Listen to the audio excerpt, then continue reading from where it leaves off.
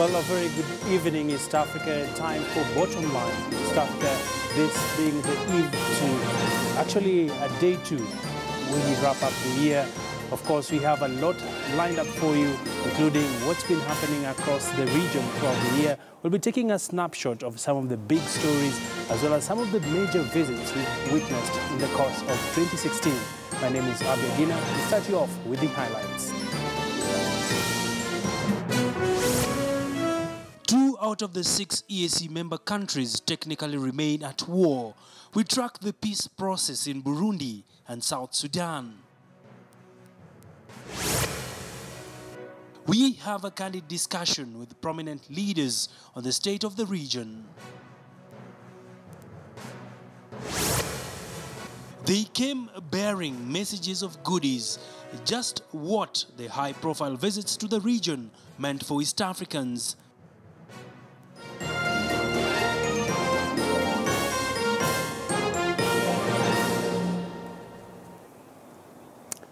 Welcome to the broadcast. We just want to take a walk through what defined 2016 for the region, now that we had a number of key developments across East Africa. We start off with some of the notable developments we did see throughout the year. The first one being President Museveni was re-elected in Uganda, and this was one of the closely contested elections in Uganda's history. And of course, we also did see another interesting development in Uganda, where President Museveni's political woes and the Kasese clashes in Uganda. So this basically shows you, for example, we did see the Kasese clashes, which close to over 100 people were killed. And of course, this was one of the big stories that defined a number of coverage we did see across the region, really. The other big issue we did see in Kenya, coming closer home, there was the Kenya election management row, where the IEBC, that being the interim, actually the Independent Electoral and Boundaries Commission, they went through a transition. We did see the commissioners actually resign, and now we do have a new set of commissioners. And of course, there's also the issue around the election amendment bill, which is not yet concluded. It's still before Senate, and they'll be having that particular mention come the 5th of January. So it's one of the big stories that actually defined a number of events in East Africa. Of course, not forgetting the Kenya Health Workers Strike, where now we did see the nurses actually get, the CBA was honored by the government. And the other development around this was that the doctors are yet to call off their strike. Of course, this is also one of the big stories that actually happened across the region, and the doctors are still on strike even as we speak right now, and there still seems to be a stalemate around resolving that particular matter. Well, let's shift gears a bit, and in South Sudan we did see Riek Machar who actually fled from South Sudan amid the crisis, and this was thanks to the United Nations efforts, because if you remember pretty well, South Sudan underwent some turmoil where the president Salva Kiir, together with the Riek Machar, had a face-off that ended up in a number of deaths in that particular country in South Sudan. Well, the other interesting story that has defined headlines across this particular year is the Somalia elections that were partially done, where we did see some number of officials actually being elected into government. Another developing story that actually defined a lot of conversations in East Africa was the Burundi peace talks that collapsed thrice. And this was one of the hotly monitored peace process in the region. And of course, we did see former Tanzania President Benjamin Mkapa is yet to resolve this particular matter. So this was some of the big stories that we did witness in 2016. We'll also be taking a look at some of the stories to look out for in 2017. And let's start you off with some of the other stories we are keeping an eye on for you here on Bottomline East Africa. Well, Burundi's opposition has been calling on the facilitator in the Burundian crisis, former Tanzanian President Benjamin Mkapa, to step down after he said President Pierre Nkurunziza, as well as the controversial 2015 elections, were legitimate. Burundi's 18-month deadly violence erupted after President Pierre Nkurunziza announced a controversial run for a third term, which he won in contested elections in July Major opposition figures and some civil society activists claim Nkurunziza was violating the constitution's two-term limit, according to the 2000 Arusha Peace Agreement, which paved the way to democracy and ended the civil war that has killed an estimated 300,000 people. Since 1993, Burundi's president can only be elected twice. Nkurunziza's supporters, however, argue that the president's first term should not be counted, as he was chosen by the parliament, not directly by the people, as the constitution specifies. Mkapa was appointed by the EAC to mediate talks which have collapsed multiple times this year. He was in Burundi earlier this month in an attempt to revive the stalled talks, but there are no clear timelines set.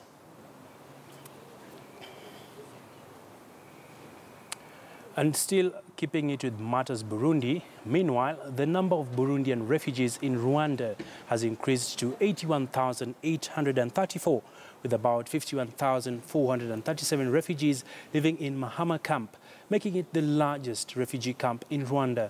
Having begun in April 2015, the crisis currently sweeping through Burundi has left an estimated 1,000 people dead, 6,000 imprisoned and 20,000 missing.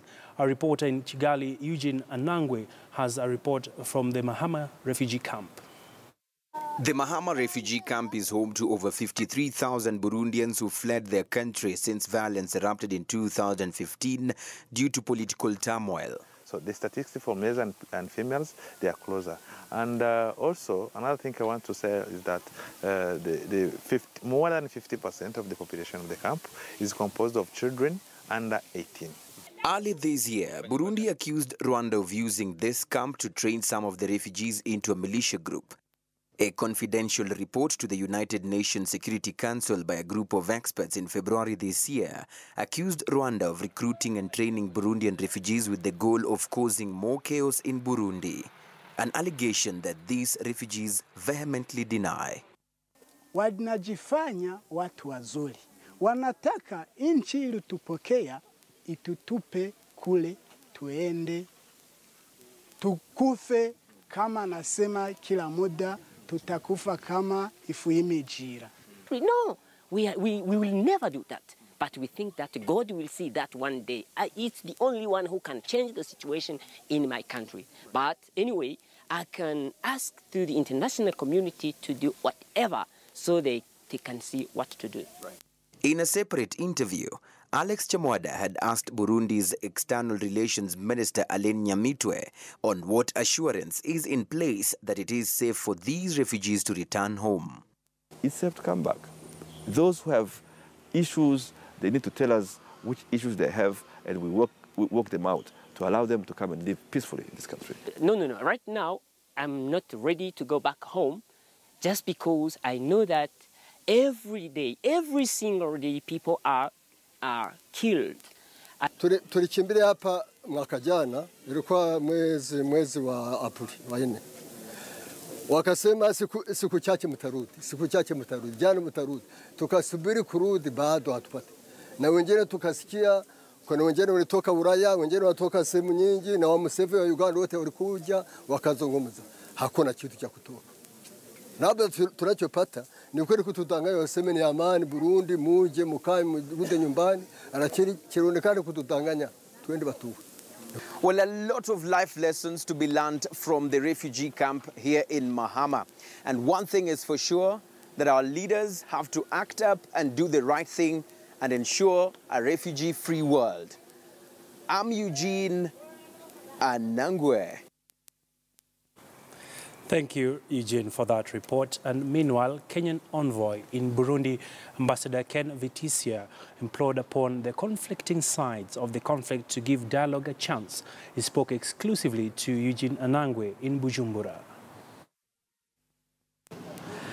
Right, so now we are joined by Ambassador Ken Vitisia, who is the Kenyan ambassador in Burundi. He was actually appointed by President Uhuru Kenyatta as a special advisor to President Mkapa on the EAC-led talks on the Burundian situation. So, Ambassador, thanks sana for joining us on the program right here on KTN.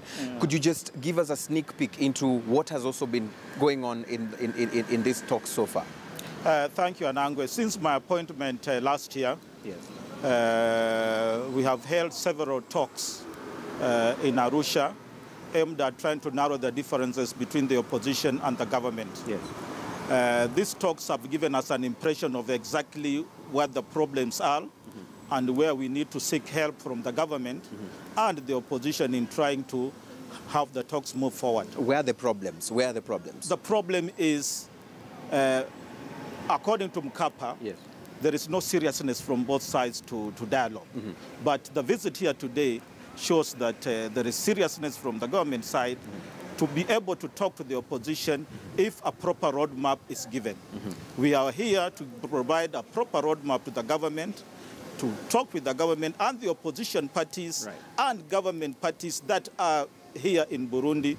Once we agree on this roadmap, we will also consult the opposition that is outside the country so that as we move back to Arusha, we are able to go with a roadmap that can now be negotiated. Right. As we speak today, can we have a picture or sort of a skeleton of how this roadmap is supposed to look like? Could it be involving a power sharing? What would we look No, the roadmap starts today. Yes.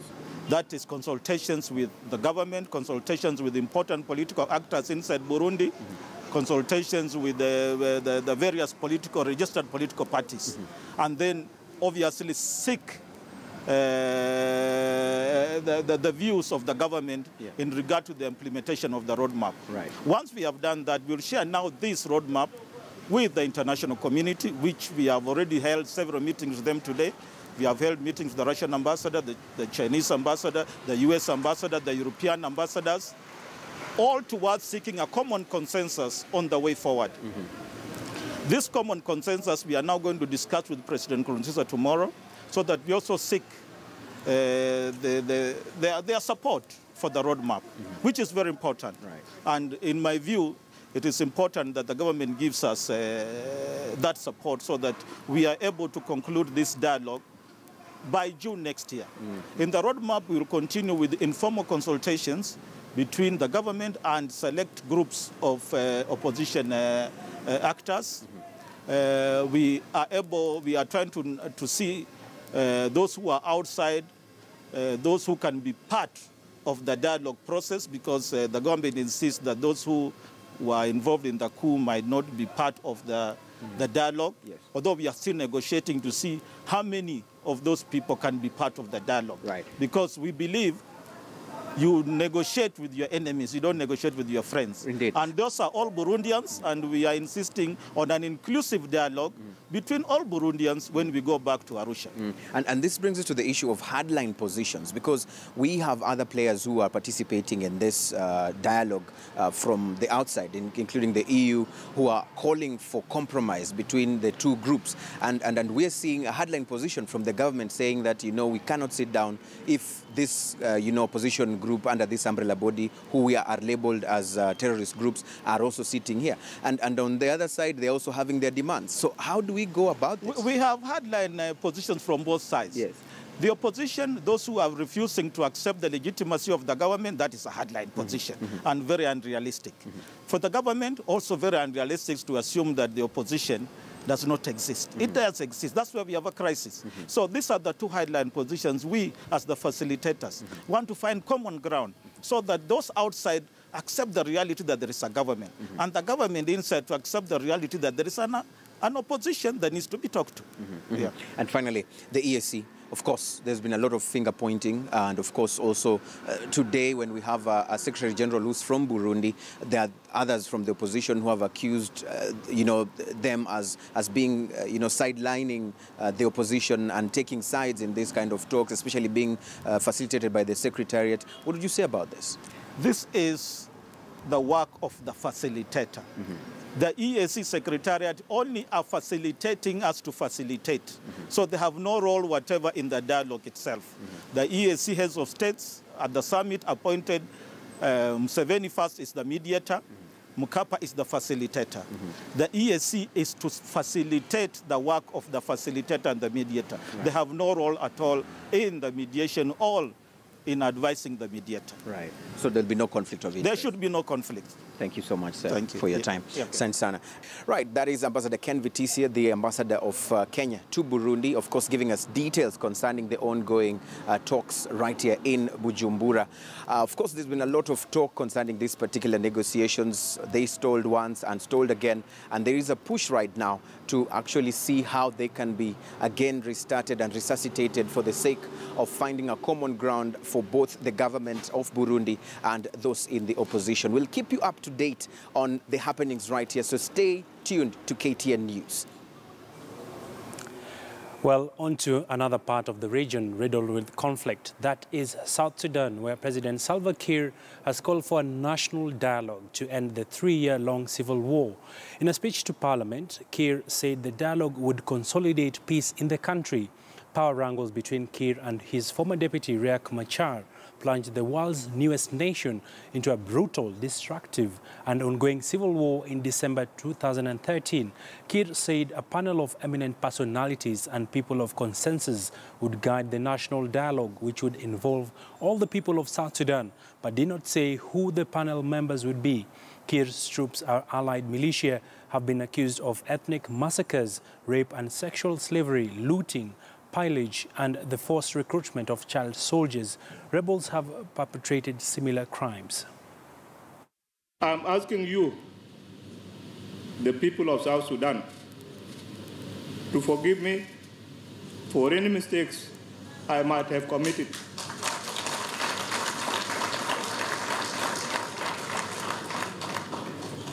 This is the spirit that our country needs, and we must act now. I call upon those who are still carrying arms to stop destroying their own homes and their own country and join the process of national dialogue. I also call upon our national army and all the security organs to uphold their constitutional mandate to protect all the citizens and their properties. The Intergovernmental Authority on Development, IGAD, has been instrumental in spearheading the peace initiatives in South Sudan and also in Somalia. My colleague Michael Gitonga recently spoke to the IGAD Executive Secretary, Ambassador Mabu Maalim, on the role of the organization in mediating regional conflicts. Here is part of that conversation. Given that Al-Shabaab and Al-Qaeda has had heavy presence. Maybe just to get your comments, first of all, on what is going on and the fact that they're trying to, regain their country back into place. Well, thank you very much for having me. The major thing to mention in Somalia is the fact that despite all the things you've mentioned, all the things that we hear about in the media and what people say, the truth is the Somali government is gaining traction.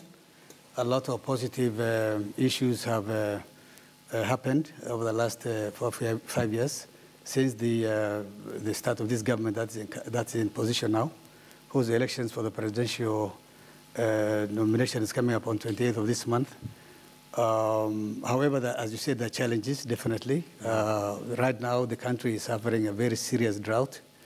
In fact, they have already declared an emergency in Puntland, Somaliland, right, with very heavy, fully blown drought in central Somalia, South Somalia.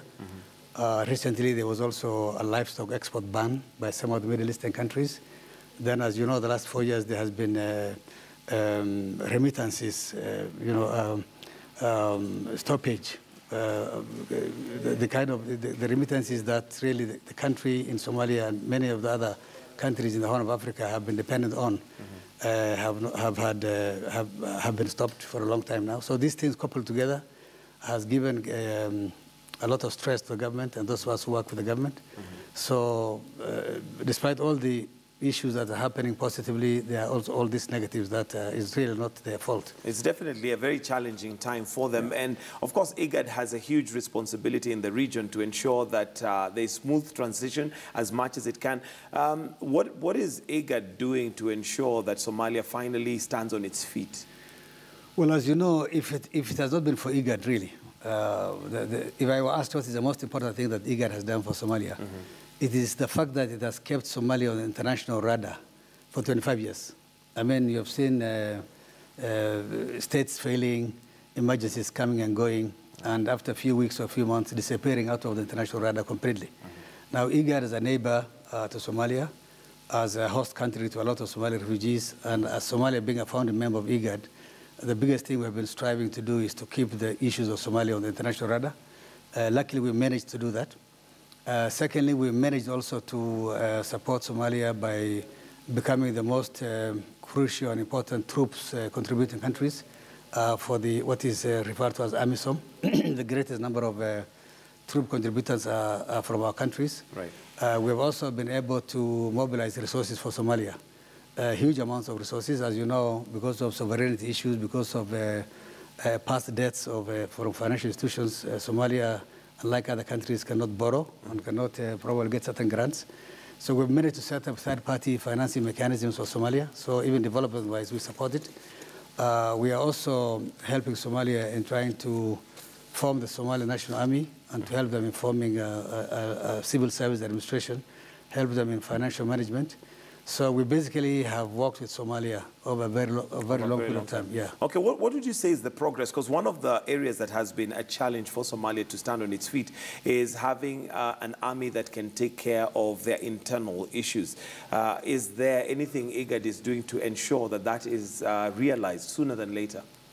Yes, IGAD, it has been an IGAD intention to build to help Somali government build its national army, what we call the Somali National Army. Right. Unfortunately, what is a national army right now are remnants of, after the government breakdown, what became local militias. The army retreated to their home places, and everybody formed a kind of a militia to protect villages and clan headquarters in different parts of the country. So a lot of people that you refer to as an army probably will be a constitute of such people. And therefore, to have a national-wide army, as we know it, will take time. But there has been a lot of training programs that were offered in different places in IGAD, in Kenya, Ethiopia, Djibouti, Uganda.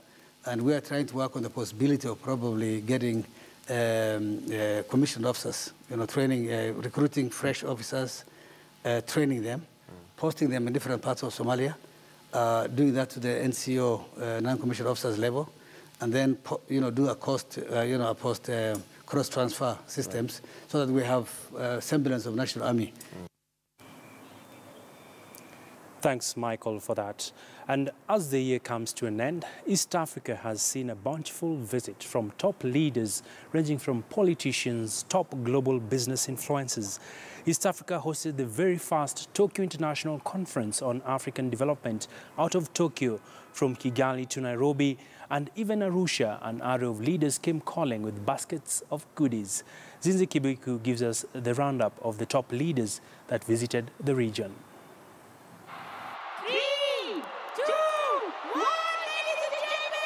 About 2 years after Prime Minister Narendra Modi came into office, he followed the path of India's railway workers of the early 19th century into a tour of East Africa.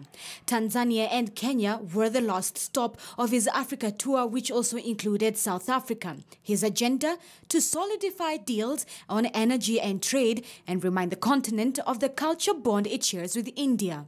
We stood together in our common fight against racial subjugation and colonialism.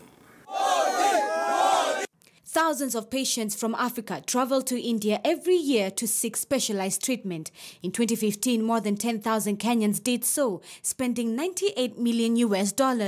In Modi's last stop, he assured the Kenyan government and Africa in general of continued support in long-term partnerships on health, which include technology transfer to manage conditions such as cancer. A very clear indication of the long-standing cultural, economic, and people-to-people ties that exist between Kenya and India. All my friends, brothers and sisters, It is a matter of great privilege and honor for all of us that the President of Kenya, His Excellency Mr. Uhuru Kenyatta, is also among us to grace this occasion. He became the first Israeli prime minister to visit East Africa in over 30 years. Benjamin Netanyahu on his four-country tour, arriving at Uganda's Entebbe airport, where his own brother was killed 40 years earlier during an Israeli raid to end a hostage situation. After many decades, I can say unequivocally, Israel is coming back to Africa, and Africa is coming back to Israel. Netanyahu was accompanied by approximately 80 business leaders from more than 50 companies in order to forge commercial ties with African companies and countries. Israel has launched a $13 million aid package to strengthen economic ties and cooperation within African countries. I know that working together will help us defeat the scourge of this terror even faster. And when I say working together, it's Kenya, Israel, and other African countries. We both live in challenging neighborhoods with similar security concerns, and the cooperation between our two governments since the time of our independence has been formidable, and we look forward that this particular trip will strengthen those ties even further. The events of June 27, 1976 cemented the relations between Israel and East Africa. Another significant visit came from South African President Jacob Zuma to Kenya in October. Zuma is the first sitting South African president to visit Kenya, and ease of visas was a key card on the table. With over 60 South African companies in Kenya, Zuma expressed concerns that both countries were home to foreigners, and therefore opening up the visas to everyone would expose his country. Zuma said the matter of visas will be tackled but remained non-committal on the timelines. Kenyatta challenged the South African government to advance Kenyan citizens the same privilege South African citizens enjoy when traveling to Kenya. Nevertheless, both leaders signed MOUs that has seen South Africa invest in the LAPSEC project as well as the security sector. Critical to our agenda is strengthening our government-to-government, business-to-business, and our people-to-people relations. Central to achieving this aim is taking a conscientious step to remove barriers to the movement of people, goods, and services. We have also given instruction to our ministers and officials to work hard in removing any obstacle that is limiting the growth of the trade between the two countries. We have realized, for an example, that it is not at the same level. There is more goods moving in one direction, and we need to find ways and means to balance that. Japan Prime Minister Shinzo Abe took to the Horn of Africa when he attended the first TCAD conference to be hosted out of Tokyo.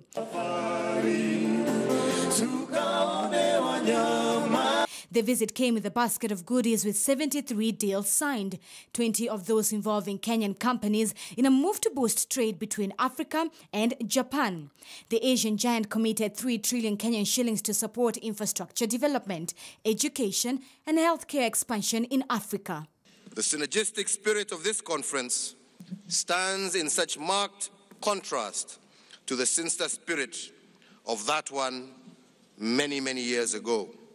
And it is what gives me hope that all the outcomes we have agreed to at this meeting, together, through discussion, debate, negotiation, and dialogue, have every hope of not just being implemented, but of bringing about the kind of transformative change that we all long for on our continent.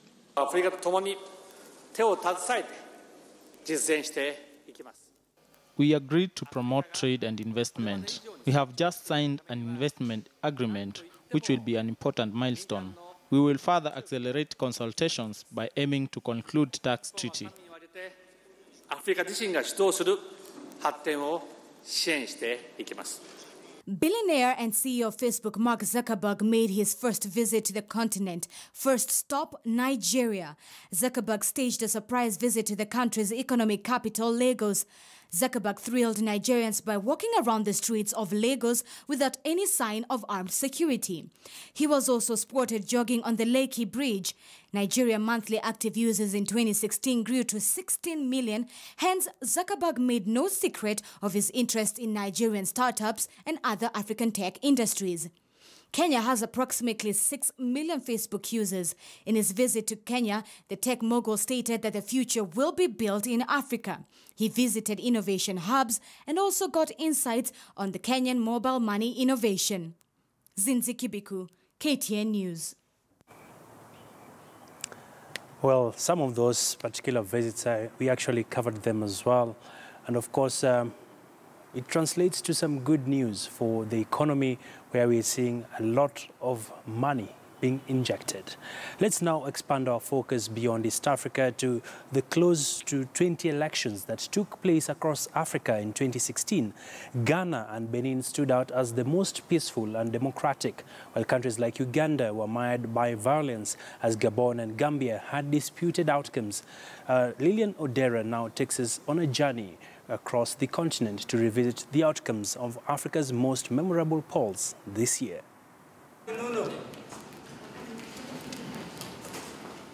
There were several polls in Africa in 2016. In Gabon, former African Union chairman Jean Ping, an ally turned critic of Gabon's President Ali Bongo, ran for president, hoping to break the ruling party's near 50-year grip on power. Bongo, the son of long-ruling former President Omar Bongo, won a disputed election in 2009 after his father's death. Bongo won his second term, but Ping rejected the election results despite a constitutional court ruling in favor of the incumbent. An oil producer with a population of less than 2 million, Gabon is one of Africa's richest countries. However, most of the wealth is concentrated among the elites.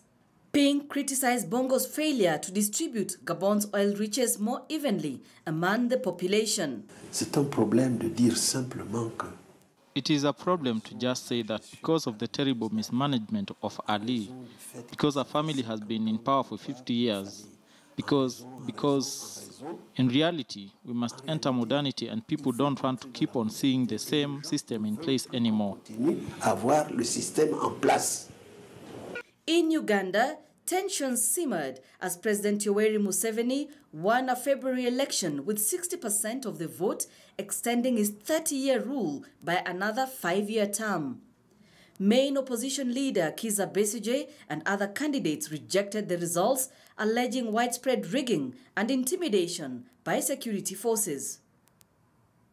Ugandan officials said it was free and fair. A petition seeking nullification of Museveni's disputed re-election was submitted to the Supreme Court, but was later dismissed. The ruling had been widely expected in a country where the judiciary is frequently accused of bias towards the incumbent. What has to be done is now we must embark on a political process to ensure an overhaul of an obviously biased and weak system that is unable to deliver fair and fair elections in this country. Benin elected popular businessman Patrice Talon after a second round of presidential elections in polls analysts said would reinforce Benin's credentials as a model of democracy in sub-Saharan Africa. Talon faced the country's Prime Minister Lionel Zinsou following a highly contested first round. Incumbent Boni Yaye, who led the cotton-producing country since 2006, was lauded by critics for quietly stepping down after 2 terms as mandated by the Constitution. C'est qu'il semblerait que la population préfère aujourd'hui faire avec. It would seem that voters want a change. They seem to prefer businessmen as their presidential candidates. That's the first lesson. The second lesson would be that the arrival of businessmen on the political scene has created a shift, and politicians are no longer seen as the only option. Ces hommes d'affaires on fait basculer tous les fiefs de ces anciens politiciens. In neighboring Niger, a presidential runoff vote saw the incumbent Mohamedou Issoufou win a second term despite opposition withdrawal. The opposition accused Issoufou of seeking to suppress dissent and of ordering the arrest of opposition supporters ahead of the vote, but the government dismissed the criticism as politically motivated. Some blamed Issoufou's win on the opposition's decision to withdraw from the polls. I don't think it's the right attitude to have because they should look at what's important for the nation and not their personal gains. Il faut pas voir son intérêt personnel. In Zambia, a disputed election result threatened to divide the country and cause unrest this year. President Edgar Lungu narrowly won the August 11th poll, and his opponent, Hakainde Hichilema, filed court papers to challenge the result, claiming the vote was rigged. In the petition, Hichilema, an economist and businessman and an old rival of Lungu, said that the president did not win the election legally, as he failed to score more than the number of votes required to be declared the winner. Lungu won 50.35% of the vote against 43.63% for Hichilema, according to the Electoral Commission. Pockets of violence were reported from supporters of both parties. I think that we need to consider either a mixed member proportional representation or outright have a proportional representation system that reflects everyone who has participated in the election to participate in national affairs, failure to which we risk having this country divided into two parts. 2016 will also go down as the year Ghana cemented the country's reputation as a standard bearer of democracy in a region that has been blighted by political unrest. Opposition leader Nana Akufo-Addo defeated President John Mahama by 53.8% to 44.4%. And I thank you, the good people of Ghana, for this massive show of support and the confidence you have reposed in me and my party. Meanwhile, the Democratic Republic of Congo remains in the throes of political crisis.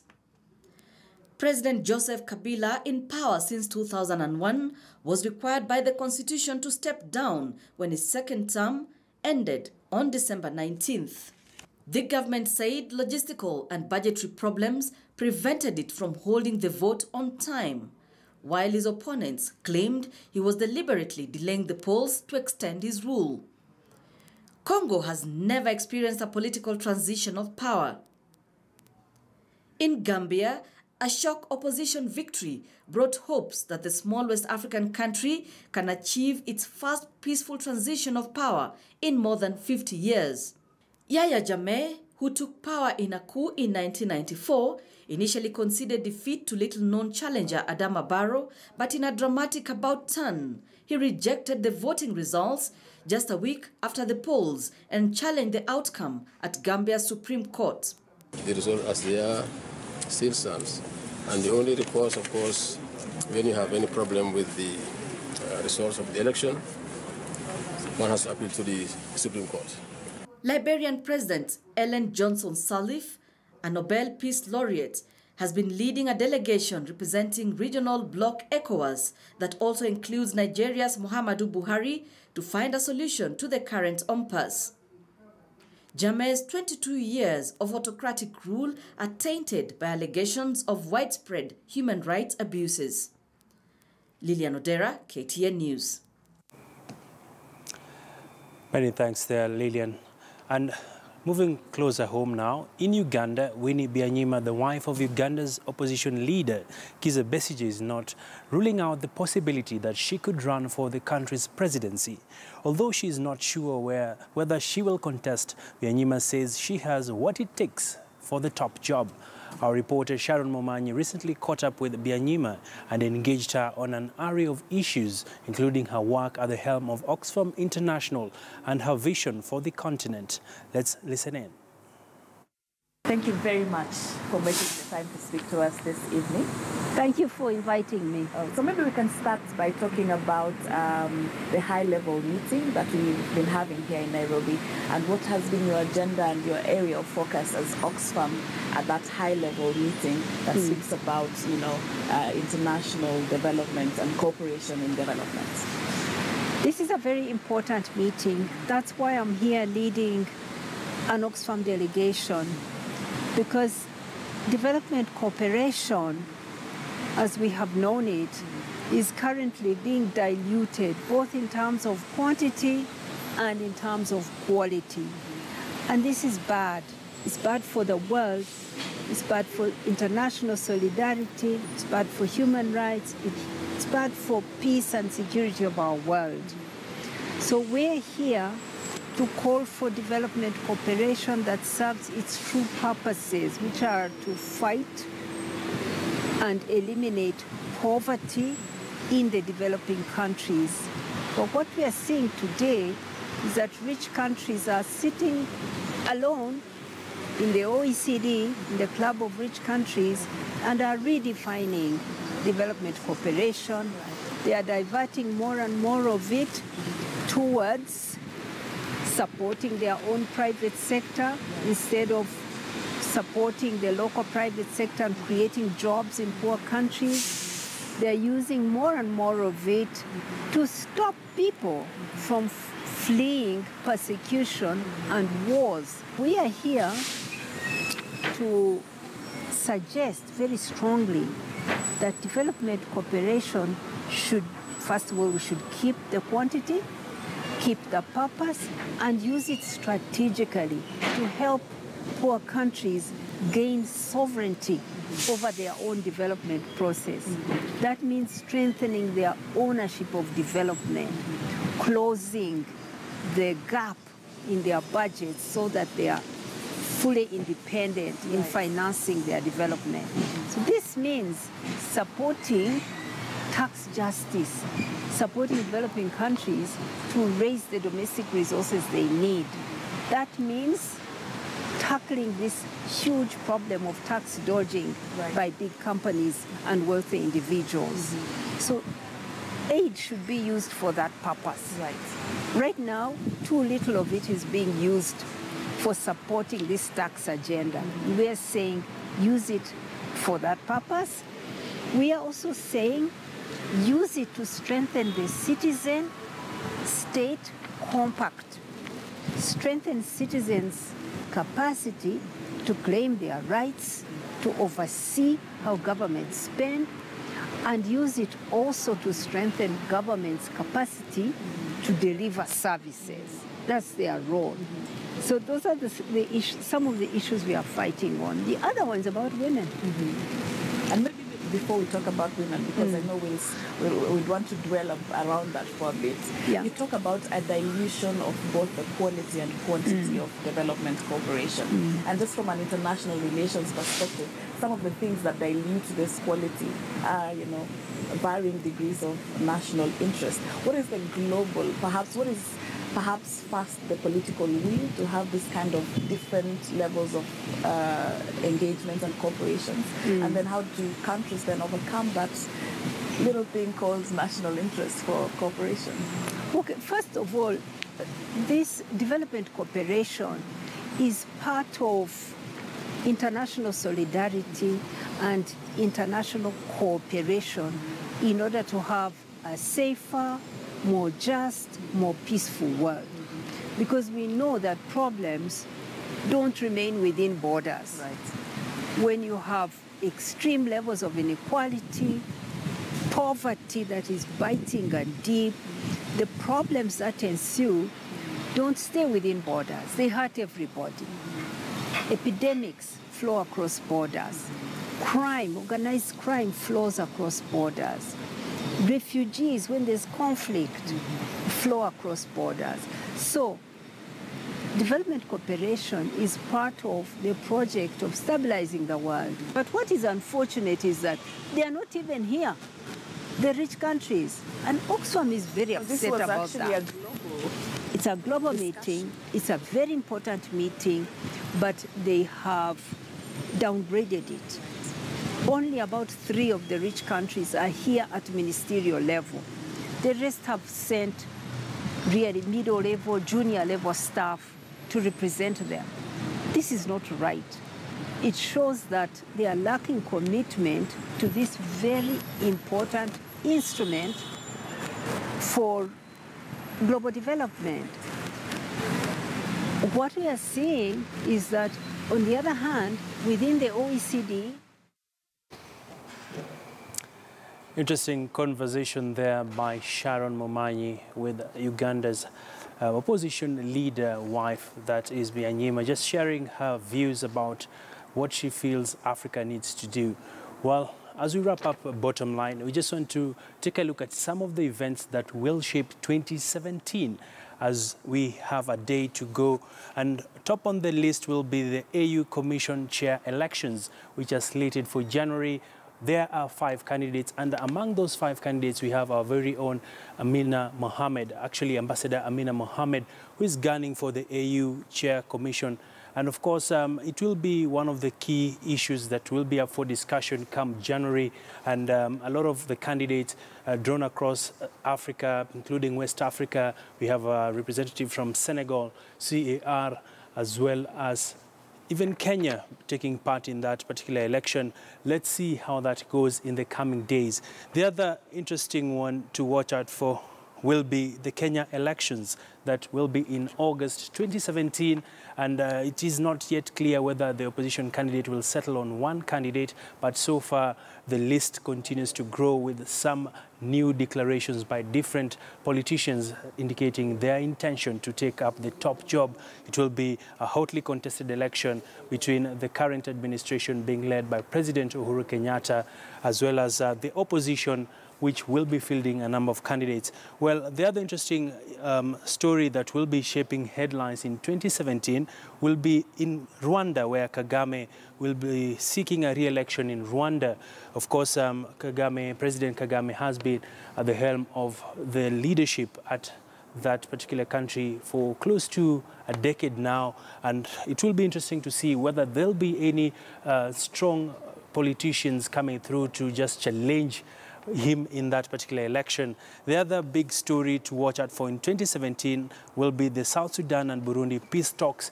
Will they finally come to an agreement regarding this particular issue, and what will be the way forward?